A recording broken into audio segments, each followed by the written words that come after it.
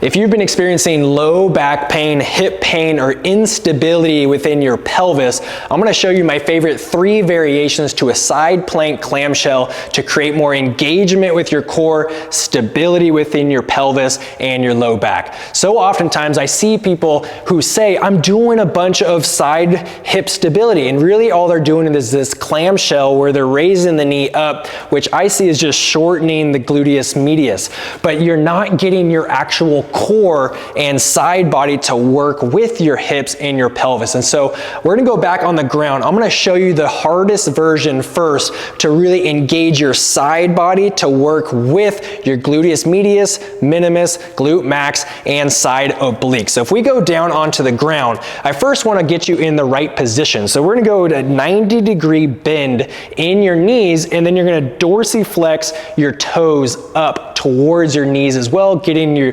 elongation on the backside and more contraction on the front side. Now we're gonna put our shoulder in a good place. So I wanna pull your shoulder back and down so we're not just compressing into the glenohumeral joint. And now we're gonna get an isometric squeeze of our side body. So I want you to think about squeezing your elbow down towards your hip, and you'll feel your side engage just here.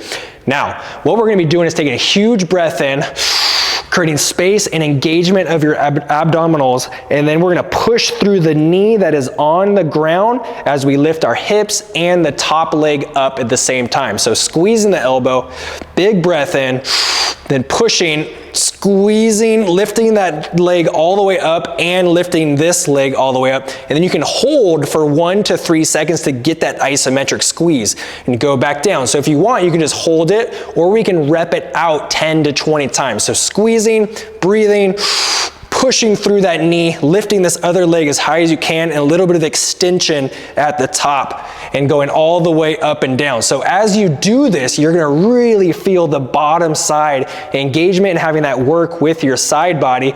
And the more you do it, you'll also feel the top hip really engage as well. So we're getting our entire body to work through this movement, and because you're pushing through that knee, we're activating that low hip. We're activating that hip stabilizer on the bottom side. But if you're like, Dr. Jordan, that's really hard, I wanna show you my first variation to make it a little bit easier. So you're gonna pull your elbow towards your hip, and then we're gonna keep this top leg flat against the bottom leg. So you're gonna push all the way up, extending your hips, squeezing the glutes, taking some big breaths in here, and we're just gonna breathe, big belly breaths in.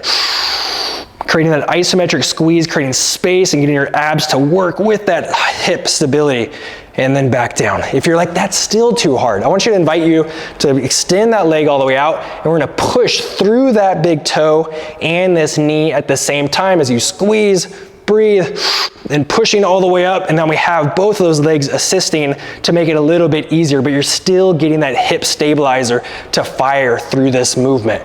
And so try this at home. Start with the easy one, work your way up to that first one I showed you, and you're gonna notice a lot of activation on the side of that hip and in your core to really stabilize your low back, your hips, and your pelvis. The more you do this, you'll recognize some soreness, which is getting those muscles activated. You're gonna create more strength and stability for a better quality of life.